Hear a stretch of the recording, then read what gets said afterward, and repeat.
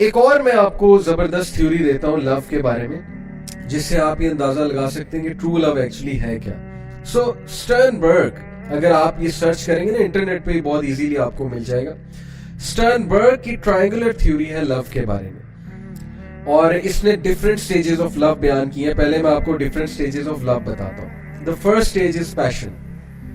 The second stage is intimacy. The third stage is commitment. And the fourth stage is companionate. According to Sternberg, love starts with a passion, with a feeling of passion.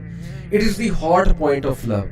آپ کو کوئی پسند آتا ہے، آپ اس سے بات چیت شروع کرتے ہیں، آپ پیک پہ جاتے ہیں، ایلیٹڈ فیل کرتے ہیں، ڈوپامین رش ہوتا ہے، ایڈرینالین رش ہوتا ہے، آپ کو لگتا ہے کہ آپ جو ہے وہ you are in heaven, you are in paradise literally, you are the most happiest person.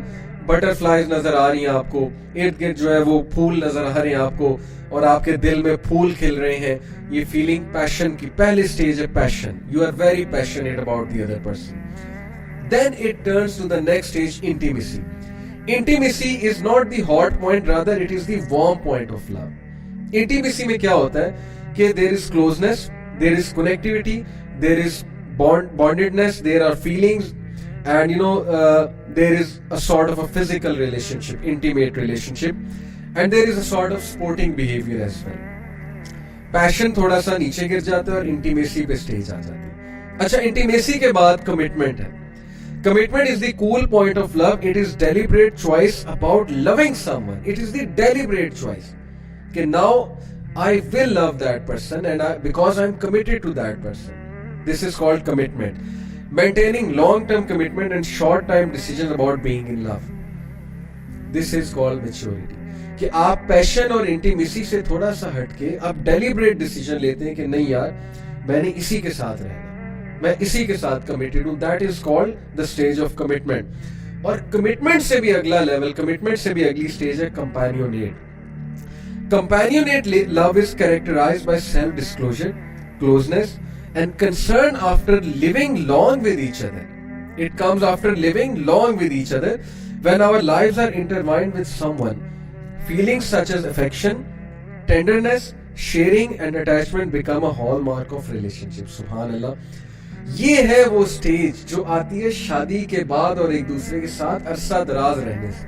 Companions بن جاتے ہیں آپ ایک دوسرے کے، جب آپ کو ایک دوسرے کی ایول بھی اچھے لگنے لگ جاتے ہیں یا آپ انہیں اگنور کر دیتے ہیں. سیدھی سی بات ہے، کمپینینز ہے نا، ایک دوسرے کے عیب بھی چھپانے، ایک دوسرے کو ہیلپ آؤٹ کرنا ہے، ایک دوسرے کی ویکنیسز کو اسٹرینتھس میں کنورٹ کرنا ہے، ایک دوسرے کو گائیڈ کرنا ہے.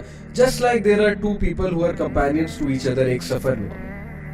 تو ہم سفر وہ ہوتا ہے جو آپ کا کمپینین ہے. ہم سفر وہ نہیں ہے جو پیشن، جس میں پیشن ہے، جس میں انٹیمیسی بہت زیادہ ہے.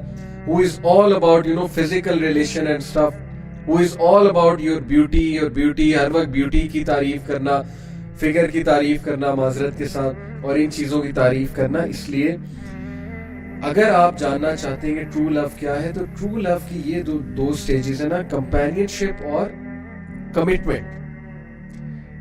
یہ ہے بیسکلی اس کی تھیوری میں وہ سٹیجز جس سے ٹرو لو کا اصل میں پتہ لگتا ہے کہ واقعی اب یہ، اور یہ شادی کے بعد آتا ہے، شادی سے پہلے پتہ ہی نہیں لگ سکتا.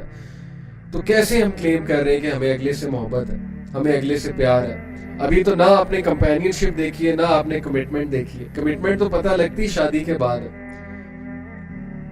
آپ ایک بندے کے ساتھ رہیں گے ساری عمر، اور آپ کبھی کسی سے چیٹنگ نہیں کریں گے نان محرم سے، کبھی آپ سلپ نہیں ہوں گے، کبھی آپ گرل فرینڈز نہیں بنائیں گے. یہ کمٹمنٹ کیا دکھانے کے لیے آپ تیار ہیں؟ میں میل سے بات کر رہا ہوں، مین سے بات کر رہا ہوں. ایک پر اکتفا کرنے کے لیے آپ تیار ہیں؟ اسلام میں ویسے تو 4 شادیوں کی اجازت ہے، لیکن ہماری سوسائٹی میں چلیں شادی ہوتی ہے تو ایک ہی ہے، لیٹس سپوز. تو کیا آپ یہ کرنے کے لیے تیار ہیں؟ کیا آپ کمیٹڈ ہونے کے لیے تیار ہیں؟ کیا آپ کمپینین شپ دکھانے کے لیے تیار ہیں؟ یہ ہے اصل میں سائیکالوجی آف لو، کہ کس طرح سے لو کی سٹیجز ڈیولپ ہوتی ہیں. اور یہ سٹیجز تبھی ڈیولپ ہو سکتی ہیں جب انسان اسلامک کنسیپٹ کی طرف ہی جائے گا، مودہ، رحمہ اور ایک دوسرے کو سکون دینے کی سائڈ میں. ادروائز کیا ہے کہ پیشن میں ہی انسان رہتا ہے، اور ہر وقت that person is looking for passion, اور جب وہ پیشن نہیں نظر آتا تو وہ سمجھتے ہیں کہ now we don't love any more now we don't love each other anymore. کیونکہ پیشن ختم ہو گیا, وہ سپارک ختم ہو گیا, سو کالڈ سپارک. اب وہ اٹریکٹیونیس نہیں آتی ہے, کیونکہ غلط بیسس پہ لو ہوا تھا. جب بیسس ہی غلط تھی تو پیشن نے تو ختم ہونا تھا, انٹیمیسی نے تو ختم ہونا تھا, بیسس ہی غلط ہے. تو یہ ہے وہ معاملہ جس کی وجہ سے بہت سے لوگ غلط ڈیسیجنز لیتے ہیں, غلط سائٹ پہ جاتے ہیں, اپنے آپ کو پھنسا لیتے ہیں کسی کے ساتھ.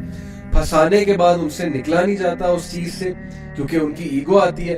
یہ بھی ایک بڑا مسئلہ ہے. مجھے بہت سے لوگ کہتے ہیں جی کہ ہم اس لیے نہیں چھوڑ سکتے اگلے کو, ہمیں اگلے سے بہت محبت ہے. میں کہتا ہوں محبت نہیں ہے, یہ آپ کی ایگو ہے جو اب آپ کو چھوڑنے نہیں دے رہی ہے. آپ کی ایگو سامنے آ رہی ہے. آپ کی ایگو آپ کو اندر سے کہہ رہی ہے کہ یہ بندہ تیرے ساتھ اتنا عرصہ رہا, تو نے اتنا کچھ کیا ہے اس کے ساتھ, اب تو اسے چھوڑ دے گا تو میرا کیا بنے گا, انا کا کیا بنے گا, ایگو کا کیا بنے گا.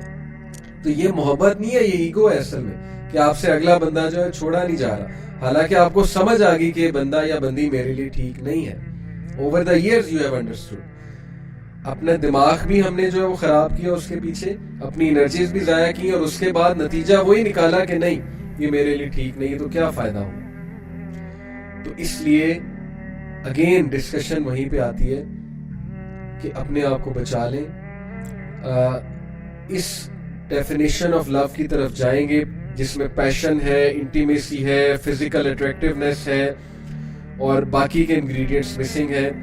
آپ اگلے کو بھی ڈیمیج کر رہے ہیں, خود بھی ڈیمیج ہو رہے ہیں, اپنے آپ کو بھی خطرے میں ڈال رہے ہیں, اس کو بھی ڈال رہے ہیں. تو پھر ریزلٹ جو ہے وہ کیا ہے, وہ جو اس وقت ہماری یوتھ فیس کر رہی ہے. اور وہ کچھ ریزلٹس مینشن کرنے کے بعد میں سولوشن کی طرف آتا ہوں اور پھر بات کو ختم کرتے ہیں.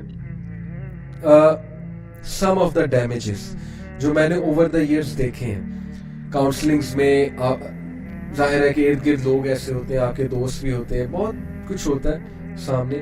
Number 1 health. میں آپ کو ایک حدیث سناتا ہوں.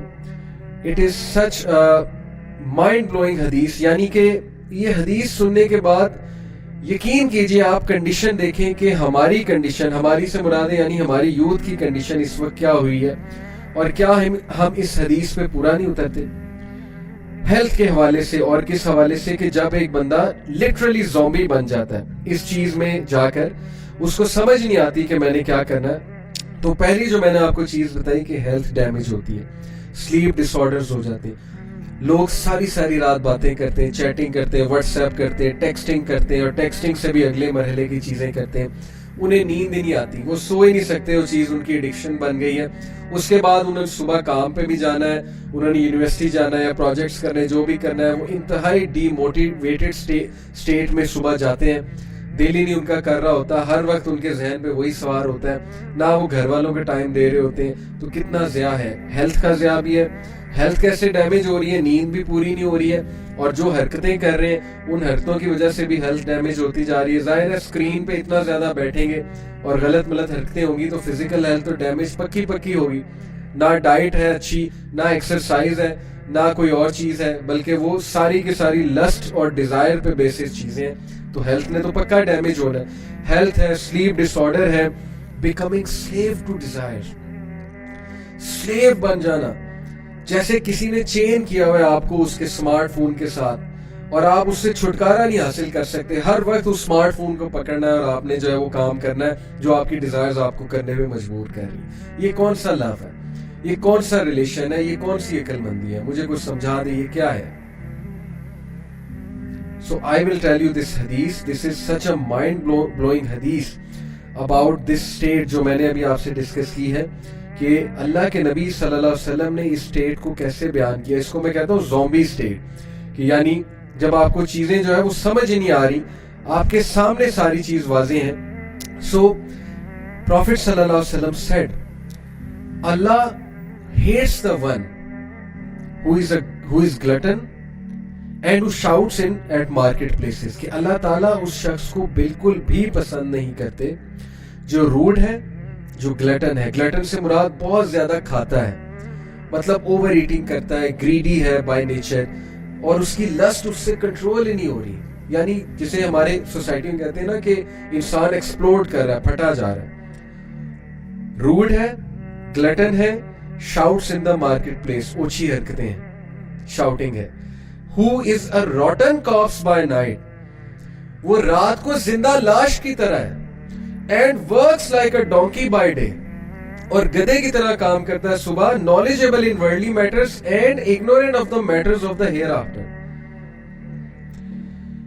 knowledgeable ہے دنیاوی معاملات میں, لیکن اخروی معاملات میں, آخرت کے معاملات میں بالکل کوئی نالج نہیں ہے. نماز روزے کا کچھ نہیں پتا ہے. اللہ معاف کرے. یہ آج کی ہماری جو یوتھ ہے, ہم نے انہیں بچانا ہے, ہم نے ان کو ہیلپ آؤٹ کرنا ہے. یہ حدیث میں انہیں پن پوائنٹ کرنے کے لیے یا ٹارگٹ کرنے کے لیے نہیں بتا رہا, میں اس لیے بتا رہا ہوں کہ اپنے آپ کو بچا لیں اسٹیٹ سے. Do not be a rotten corpse by night. Literally اگر آپ اپنے آپ کو رات کو دیکھیں گے, you will see کہ you are a rotten corpse. آپ میٹریس پہ لیٹے ہوئے, موبائل فون لے کے, آنکھیں آپ کی لال ہوئی ہوئی ہیں, نیند سے آپ کا برا حال ہے, لیکن آپ rotten corpse کی طرح, زومبی کی طرح. کتنی بری بات ہے, کتنا زیادہ ہم اپنا نقصان کر رہے ہیں. پلیز اس جیل سے چھٹکارا حاصل کر لیں, اس چیز سے اپنے آپ کو چھڑا لیں, ورنہ تباہی جو ہے ہمارا مقدر بن جائے گی.